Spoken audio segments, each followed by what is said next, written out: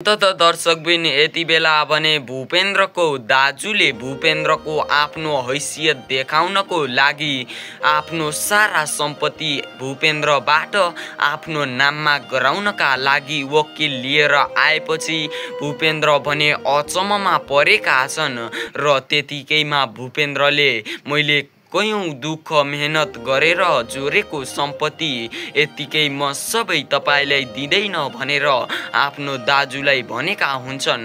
तर भूपेन्द्रको दाजुले जसरी भए पनि त्यो सारा सम्पत्ति मेरो नाममा गराइदिनु पर्छ, किनभने मैले र मेरो श्रीमतीले उता विदेशमा खुन पसिना एक गरेर कमाएको सम्पत्ति तैँले त्यही पैसाले नै यता बिजनेस घर गाडी किनेको होस् र यति बेला तँसँग केही पनि छैन, सबै कुरा मेरो पैसाले गर्दा नै आएको हो भनेर वकिल लिएर आएको देख्दा भूपेन्द्रको होस उडेको थियो र भूपेन्द्रले आफ्नो दाजुलाई टारे पनि म त्यो पैसा तपाईलाई दिन्न भनेर केही समय सोच्न लगाए पनि यति बेला भूपेन्द्रको भाउजू भने आइपुगेकी छिन्। हो दर्शकबिन, अब भूपेन्द्रको भाउजू कस्ती छिन् भन्ने कुरा त तपाई हामीलाई थाहा नै होला।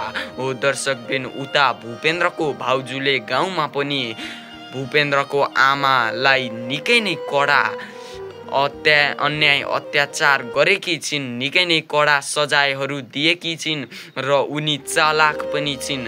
त्यसैले गर्दा अब उनले जसरी भए पनि आफ्नो सारा सम्पत्ति आफ्नो नाममा गराउनका लागि जे जस्तो कदमहरू पनि चाल्न तयार हुने छिन् र अब आउने भागहरूमा के साँच्चीकै भूपेन्द्रले यसरी नै आफ्ना दाजु भाउजूका सम्पत्तिहरू आफ्नो दाजु भाउजूलाई जिम्मा लगाउन नमान्ने हुन् त?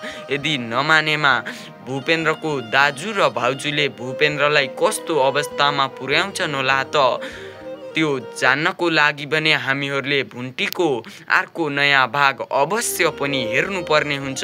तर जे जस्तरी भए पनि अब भूपेन्द्रको भाउजूले भने भूपेन्द्रबाट सारा सम्पत्ति आफ्नो नाममा गराउने छिन् र भूपेन्द्रलाई रोडमा झार्ने छिन्। दर्शकबिन, यसरी नै आउँदा दिनहरूमा पनि भूपेन्द्रले धेरैभन्दा धेरै दुःख पाउनुपर्छ।